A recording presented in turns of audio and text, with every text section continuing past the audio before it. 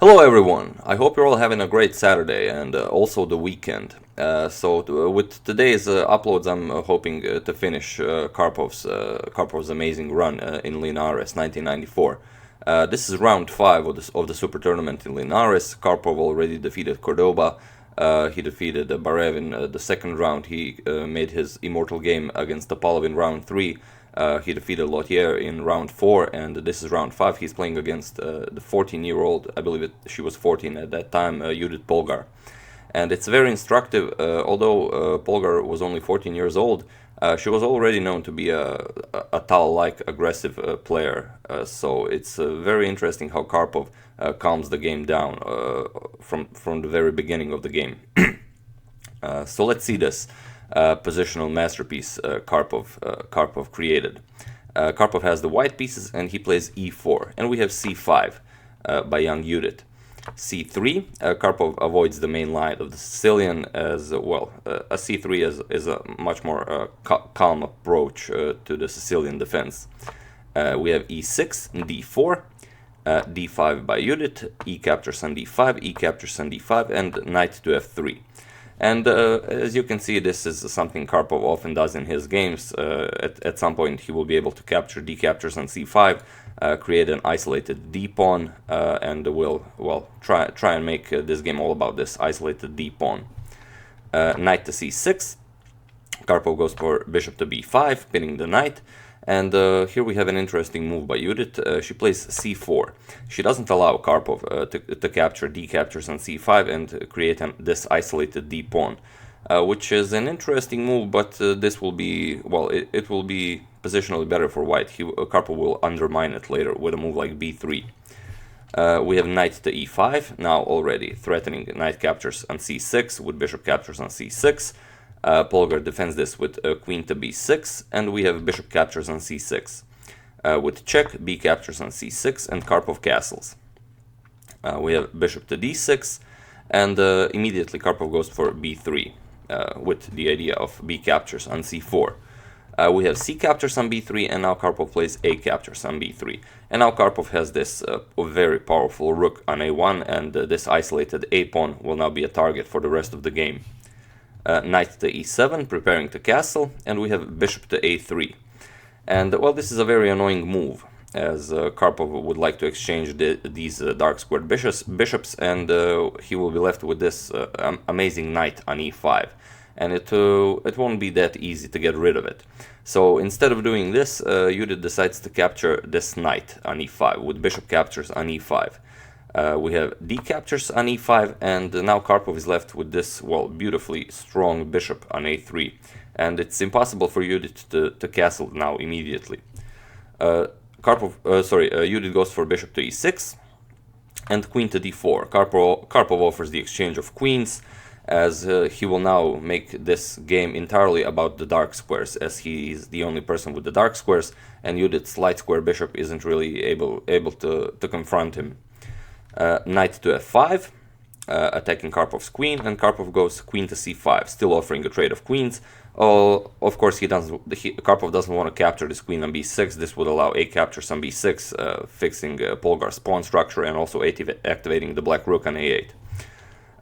And now, well, Polgar has this very strong knight on f5. Karpov would really enjoy dislodging it from there with a move like g4. So Polgar stops this with a move like h5.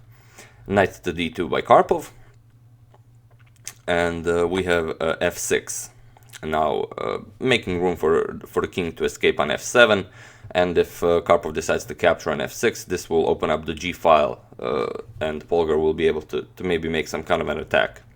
But Karpov isn't worried. He plays e captures on f6, g captures on f6, and bishop to b4. We have king to f7, rook to a4, and Karpov is ready to double up on the a file to really go for this a7 pawn. So Polgar decides to trade queens, queen captures on c5, bishop captures on c5, and we have a6. Now, maybe allowing bishop to c8 to defend this pawn on a6. F3. And this f3 move is a good move by Karpov. He's making room for his king to go to f2, so the rook can either go to e1, a1, or if Polgar plays something like rook to g8, the rook can also come to g1 to defend this pawn. We have h4, preparing for a move like h3, and now rook f2 a1, doubling up on the a file and going for this a6 pawn. Bishop to c8, defending it, and king to f2. Now h3 isn't really any sort of a threat, because simply g3, and well, this is a perfectly fine structure for white. Rook to b8, and we have b4 now, completely locking the dark squares, and well, Polgar isn't gonna have a lot of fun playing this position. Rook to e8, getting her rook on an open file, and knight to b3. And well, now Karpov has some ideas of knight to a5, going for this c6 pawn. Knight to d4 would also be an excellent square for the knight to go for the c6 pawn from d4, although he will first have to push g4, and after h captures en passant and h captures on g, and only then push g4, but this knight will not stay on f5 forever. So bishop to b7, adding protection to this c6 pawn. But on the other hand, this is making this light square bishop, well, as strong as a pawn. If you look at this light square bishop, it's even worse than a pawn, and Karpov's dark square bishop is really, well, probably the most powerful piece on the board. So we have knight to a5, attacking this bishop on b7. That's defending the a and the c pawn. Bishop to a8, and Karpov plays a rook 4 to a2. Now preparing to go to the e file with both of his rooks. Rook to e6, Judit also preparing to double up on the e file, and now a very ingenious maneuver by Karpov. He plays bishop to a7, attacking this rook on b8, and he wants to force this rook away from the b file. For example, if something like rook b to e8 is played, then this knight to b3 would really be an annoying move for Polgar, as now this rook would be immediately attacking this a6 pawn, and there is also the threat of knight to c5 that would attack on the rook and the a6 pawn. So instead, after this bishop to a7 move, Polgar makes really a weird move. It's a bold move, but it's really an anti-positional move. She plays a rook to b5. And this is pretty much locking her rook on b5 for the rest of the game. And, well, who better to take advantage of this than Anatoly Karpov? Karpov plays knight to b3. We have bishop to b7. Now, again, adding protection to the a6 pawn. g4 by Karpov. We have h captures on g4, h captures on g3. Karpov is, of course, preparing g4, rook to e8, because, well, the threat was g4 and knight to d4. With a fork on both rooks. So Polgar moves the rook to e8. We have g4, attacking the knight, knight to d6, and Karpov simply plays knight to d4. And in this position, Judit Polgar resigned the game, as well, this rook has nowhere to go. That's why it was a bold move, but a completely anti-positional move. Karpov is winning the exchange, and well, although young Judit Polgar was a very ferocious player, she doesn't want to play against Anatoly Karpov, being the exchange down.